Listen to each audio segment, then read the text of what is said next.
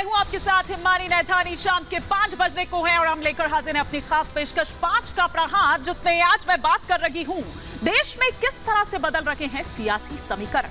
महाराष्ट्र में हुई सियासी घटना के बाद अब उत्तर प्रदेश और बिहार समेत कई राज्यों में हलचल तेज है और अब सभी की निगाहें दरअसल बिहार पर आकर टिकी हुई हैं कि नीतीश कुमार खतरे में हैं।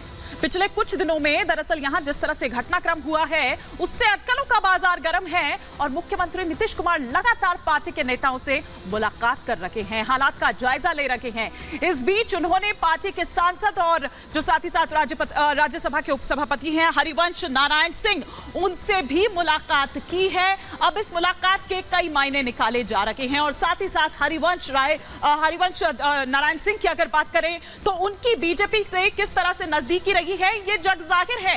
तो ऐसे में इसे सिर्फ एक शिष्टाचार मुलाकात बताया जा रहा है, लेकिन राजनीति में हर मुलाकात और हर तस्वीर कुछ कहती है। ये तस्वीर जो इस वक्त आप देख रहे हैं चाचा और भतीजे में किस तरह का रण दरअसल छिड़ा हुआ है। दोनों तरफ से दावे प्रतिदावे जो हैं वो किए जा रहे हैं। कल का दिन अहम है, कल क्या वो पिक्चर क्लियर हो पाएगी ये देखने वाली बात होगी। और साथ ही साथ जिस तरह से शरद पवार ये कह रहे हैं कि 3 महीने में पूरी पिक्चर बदल दूंगा, क्या उस पिक्चर का कल हमें एक ट्रेलर देखने को मिल सकता है, ये देखने वाली यहां पर बात होगी। लेकिन कुछ और जानकारियां जो फटाफट से मैं यहां पर आपको दे देती हूं।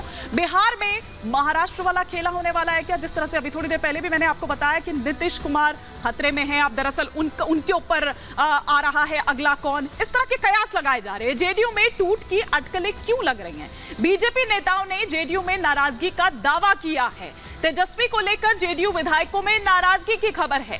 कई जेडीयू सांसद जो हैं उनको टिकट कटने का डर सता रहा है। नीतीश एक कर जेडीयू विधायकों से मिल रहे हैं, 1-to-1 ये मुलाकात हो रही है।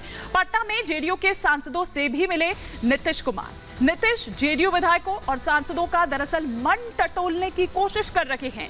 राज्यसभा के उपसभापति से भी मुलाकात करते हैं नीतीश कुमार। अब ऐसे में कुछ सवाल खड़े होते हैं। 5 का प्रहार के वो 5 सवाल एक एक कर आपके टेलीविजन स्क्रीन पर। ये पहला सवाल कि घड़ी पर कब्जे की जंग में कौन पड़ेगा भारी। दूसरा सवाल ये कि एनसीपी की टूट से विपक्षी एकता का प्लान क्या फेल हो गया है।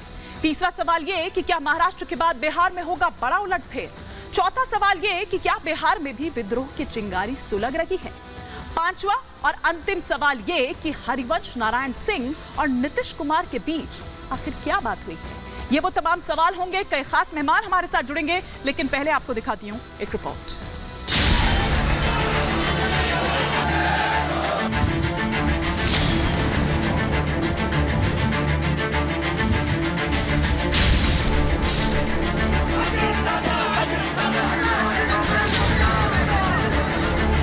महाराष्ट्र के सियासी गलियारे में नारों के शोर ने जोर पकड़ लिया और इस शोर के बीच चाचा और भतीजे के बीच एनसीपी पर कब्जे को लेकर छिड़ी जंग भी तेज हो गई। शरद पवार और अजीत पवार दोनों ही गुट एनसीपी पर दावा ठोक रहे हैं। नाम और निशान के लिए दोनों ही गुट चाल पर चाल चल रहे हैं।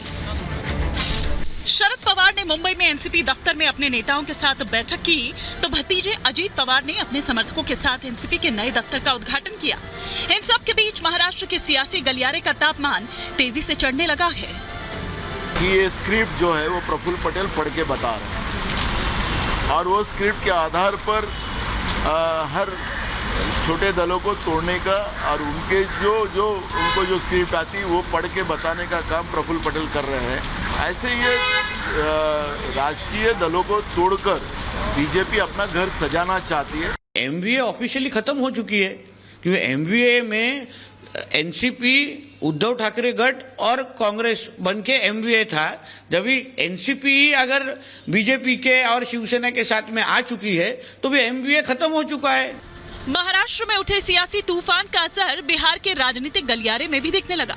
एनसीपी में टूट के बाद अटकलों का बाजार गर्म हो गया है कि नीतीश कुमार की पार्टी जेडीयू में भी टूट हो सकती है और इन अटकलों को बल तब और मिल गया जब बिहार के मुख्यमंत्री जेडीयू के विधायकों और सांसदों से एक एक कर पटना में मुलाकात करने लगे। तो सवाल ये खड़े होने लगे कि क्या वाकई जेडीयू विधायकों में नाराजगी बढ़ रही है। क्या तेजस्वी को लेकर नीतीश के विधायक विद्रोह कर सकते हैं?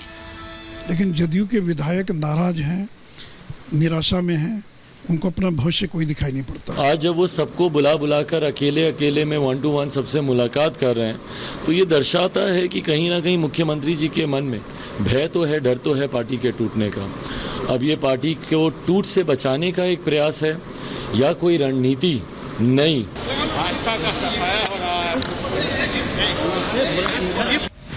महाराष्ट्र के बाद बिहार का सियासी गलियारा तप रहा है और ये तपिश तब और बढ़ गई जब राज्यसभा के उपसभापति हरिवंश नारायण सिंह ने लंबे वक्त के बाद नीतीश कुमार से मुलाकात की। 90 मिनट तक नीतीश और हरिवंश नारायण सिंह के बीच ये मुलाकात हुई, लेकिन इस मुलाकात में क्या बात हुई, ये बड़ा सवाल है। वो एक पार्टी के एक नेता के रूप में अपने दायित्वों का निर्वहन कर रहे हैं, इसीलिए हमको नहीं समझ में आता है कि इसका कोई कॉन्ट्रडिक्शन होना चाहिए या इसका। हरिवंश बाबू पार्टी के सम्मानित सदस्य हैं, पार्टी के सम्मानित नेता हैं और अभी वो एक संवैधानिक दायित्व का निर्वहन कर रहे हैं। हरिवंश राय जेडीयू से राज्यसभा सांसद हैं, लेकिन बीजेपी से उनकी नजदीकियां जग जाहिर है। ऐसे में बिहार के मुख्यमंत्री और हरिवंश की मुलाकात पर नीतीश के सहयोगी खुलकर तो कुछ नहीं बोल रहे, लेकिन सवाल यह है कि इस मुलाकात के मायने क्या हैं? क्या इस मुलाकात का असर बिहार की सियासत पर पड़ेगा? और सवाल ये भी कि महाराष्ट्र के बाद क्या बिहार में भी बड़ा उलटफेर होगा? Bureau report, Republic Bharat.